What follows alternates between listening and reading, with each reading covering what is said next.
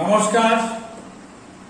কবিতা উৎসব এডি ক্রিয়েশনের সকল দর্শক বন্ধুদের শুভেচ্ছা, প্রীতি, নমস্কার, ভালোবাসা এবং সালাম জানিয়ে আরম্ভ করতে যাচ্ছি রবীন্দ্র জন্মজয়ন্তীর কবিতা উৎসব এডি ক্রিয়েশনের বিশেষ অনুষ্ঠান শেষের কবিতার আলোচনা, আলাপের আবৃত্তি। আমার সঙ্গে রয়েছেন বিশিষ্ট বাচিক শিল্পী তাপস কুমার মহন্ত এবং আমি কবি চিত্রনাট্যকার আশুতোষ দাস। প্রথমেই শেষের কবিতার একটুখানি চরিত্রের কথা উপস্থাপন করছি। রবীন্দ্রনাথ শেষের কবিতাকে তার জীবনের সর্বশ্রেষ্ঠ কল্পনা দিয়ে রঞ্জিত করেছেন। এটা একটি প্রেমের মিষ্টি মধুর কাহিনী, কিন্তু তার উপন্যাসের নানান বাঁক নিয়েছে। এটা বাংলা সাহিত্যের কথাগত উপন্যাস থেকে ব্যতিক্রমী উপন্যাস। প্রধান চরিত্র অমিত রায়, মুখ্য নায়িকা লাবণ্যলতা। লাবণ্যতার পিতার নাম অবিনীশ দত্ত, কলেজের অধ্যাপক, উচ্চশিক্ষিত, এবং তার ছাত্র সুবনলাল আমরা পাচ্ছি। অমিত রায়কে সে ভ্রমণ বিলাসী, বাইশটাই পড়তে বিলাতে গিয়েছিল, 7 বছর সেখানে ছিল। সেখানে কেতকী মিত্রের সঙ্গে দেখা হয়েছিল, তার সঙ্গে তার প্রেমের একটি সম্পর্ক গড়ে উঠেছিল এবং অন্য অনেক বান্ধবী তার ছিল, কিন্তু কোনো বান্ধবী তার মন ধরতে পারেনি। তা নিয়ে তার বোনরা কিন্তু সে বিয়ে করছে না। তার বোন সিসি ও লিসিয়া আছে উপন্যাসের ভেতর। আমরা এগিয়ে যাব। সিসি বান্ধবী কেতকী মিত্র, এবং যেহেতু সে ভ্রমণ বিলাসী, ব্যতিক্রমী, সমস্ত কিছুর ব্যতিক্রম, তার অন্য বন্ধুদের সঙ্গে তার কথাবার্তা, চলনে, ব্যবহার কিছুই মিলে না। সে তার স্টাইল, তার জীবনযাপন অন্যরকম। সে তারা যে জায়গাতে বেড়াতে যায়, অমিত রায় সেখানে যেতে যায় না। সে এসেছে শিলং পাহাড়ে। সেখানে এসে সে চেরাপুঞ্জি যাওয়ার পথে পথিমধ্যে আগে গাড়ির সঙ্গে তার ধাক্কা লাগে। হ্যাঁ, মোটর ধাক্কা লাগে। সেই মোটর গাড়ি থেকে যিনি নামলেন, তিনি এই উপন্যাসের মুখ্য নায়িকা লাবণ্যলতা। এখানে একটু সুন্দর একটা পরিবেশ তৈরি করলেন রবীন্দ্রনাথ। এতদিন অমিত রায় কাউকে তার মনে ধরেনি, কাউকে তার পছন্দ হয়নি, কিন্তু সেই লাবণ্যলতাকে দেখে তার রুচিশীল পোশাক আশাক, কথাবার্তার মাঝে তাকে একটি প্রেমের ছোঁয়া আমরা পাই। এগিয়ে গেছে উপন্যাস। আমি আমার বাচিক শিল্পী তাপস কুমার মহন্ত এই জায়গাতে কিছু অংশ তিনি পড়বেন, কিছু কথা বলবেন। নমস্কার, ধন্যবাদ ঔপন্যাসিক শ্রী আশুতোষ দাস মহাশয়কে। উনি খুব সুন্দর কথা বলেছেন, আলোচনা করেছেন, এগিয়ে নিয়ে যাচ্ছেন।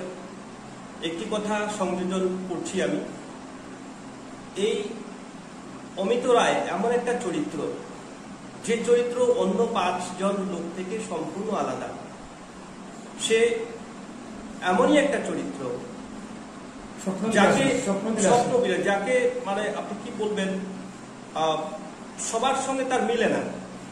যে কোনো একটা জিনিস চায়, যে মনে করি যে সেটার থেকে সে অন্য আরো কিছু চায়, অত্যাধুনিক কিছু চায়। তার ভিতরে এমন একটা জিনিস কাজ করছে যে তখনকার দিনের সর্বশ্রেষ্ঠ কবিতা লেখক কবি রবীন্দ্রনাথকে পর্যন্ত উপেক্ষা করতে তার দ্বিধাবোধ হয়নি। সেই জায়গায় রবীন্দ্রনাথ দেখিয়েছেন, রবীন্দ্রনাথ বলতে চাইছেন, রবীন্দ্র অনুরাগী যারা ছিল বা রবীন্দ্রকে কেন্দ্র করে যারা কবিতা লেখা শুরু করেছিল, তাদের মধ্যে যে রবীন্দ্র বিরোধী বা রবীন্দ্র চিন্তা থেকে সরে আসা ভাবনা জন্ম দিয়েছিলেন, সেটাকে তিনি তুলে ধরেছেন। তো এইখানে আমরা একটা জিনিস পাই।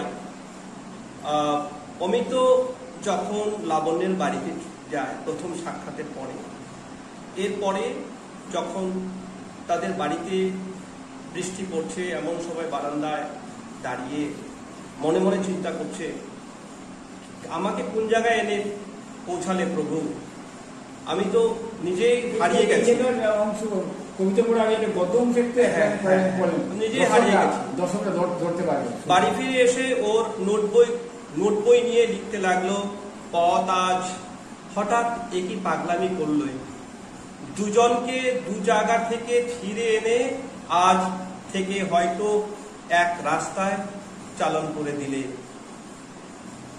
অ্যাস্ট্রোনমার ভুল বলেছে, অজানা আকাশ থেকে চাঁদ এসে পড়েছিল পৃথিবীর কক্ষপথে, লাগলো তাদের মোটরে মোটরে ধাক্কা।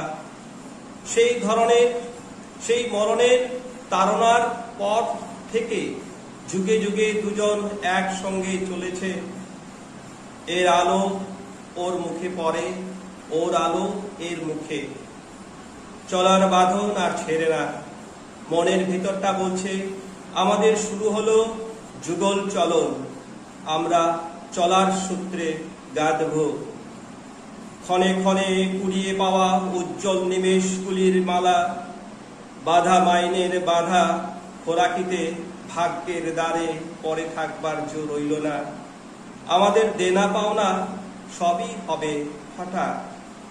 বাইরে বৃষ্টি পড়ছে, বারান্দায় ঘন ঘন পরিবেশ তৈরি করছেন। হ্যাঁ, একটা সুন্দর পরিবেশ তৈরি করছেন। একটা সাদা মাথায় বলা যায়, কিন্তু রবীন্দ্রনাথের কথাগুলোই এমন একটা শৈল্পিক ভাবনা, নান্দনিক স্মৃতিতে উনি সাজিয়ে তুলেছেন। একটা মনের ভিতরে যদি কেউ এই উপন্যাসটা পড়েন দেখবেন এত ভালো লাগছে, এত ভালো লাগছে, একটা নান্দনিক। এখন পর্যন্ত এই ধরনের উপন্যাস বাংলাতে আরো দ্বিতীয় থেকে এবং বিশ্বের তো এরকম উপন্যাস হয়েছে বলে আমার মনে নেই, আমার পড়ার জানা নেই। ঠিক সেইভাবে আমরা এগোচ্ছি। বারান্দায় ঘন ঘন পায়চারি করতে করতে অমিত মনে মনে বলে উঠল, কোথায় আজ নিবারণ চক্রবর্তী? নিবারণ চক্রবর্তী অমিতেরই। হ্যাঁ হ্যাঁ, অমিতেরই। এবার ঘর করো আমার পরে, বাণী দাও বাণী দাও বলে বেরোলো লম্বা সরু খাতাটি। নিবারণ চক্রবর্তী বলে গেল, পথ বেঁধে দিল বন্ধনহীন গ্রন্থি, আমরা দুজন চলতে হাওয়ার পন্থী। রঙিন নিমেষ ধুলার দুলাল, পরাণে ছড়ায় আবির গুলাল। ওড়না ওড়ায় বর্ষার মেঘে দিগঙ্গনার নৃত্য, হঠাৎ আলোর ঝলকানি লেগে ঝলমল করে চিত্ত।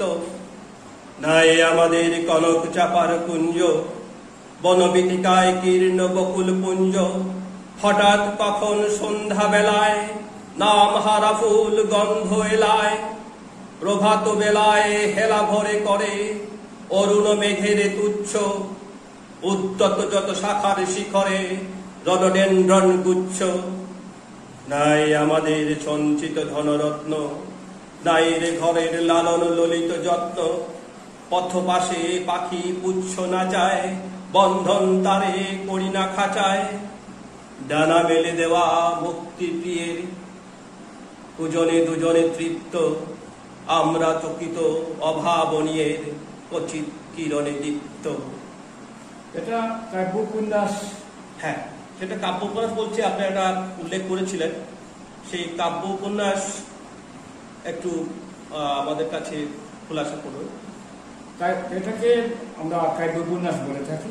আমি ব্যক্তিগতভাবে এই উপন্যাস দ্বারা উদ্বুদ্ধ হয়েছি। আমি একটি নতুন কাব্য উপন্যাস লিখছি, নিজে আকাশে মৃদঙ্গ মুরগি বাজে। অর্থাৎ কাব্য উপন্যাস এটাকে আমরা বলতে পারি। এটা গদ্যের উপন্যাস ঠিকই, কিন্তু লাইনগুলো, তার পরিবেশগুলো কবিতার মতো। অনেকগুলো কবিতা তিনি রবীন্দ্রনাথ এখানে এটা চরিত্রগুলো উদ্ভাসিত করতে, হিরোম করতে এনেছেন। অনেক কবিতা আমরা পাবো, আগামী পরে আমরা এটা নিয়ে আলোচনা করব। এই কবিতাকে কেন্দ্র করে উপন্যাস এগিয়ে গেছেন। উপন্যাসটার পঙ্ক্তি যেমন আছে, কবিতার পঙ্ক্তি, গদ্য ভাষাটাও কবিতার মতো। আমরা রবীন্দ্র সাহিত্যে নৃত্যনাট্য দেখেছি, কাব্য নাট্য দেখেছি, ছড়া নাটিকা দেখেছি, কিন্তু কাব্য উপন্যাস শেষের কবিতা একটি।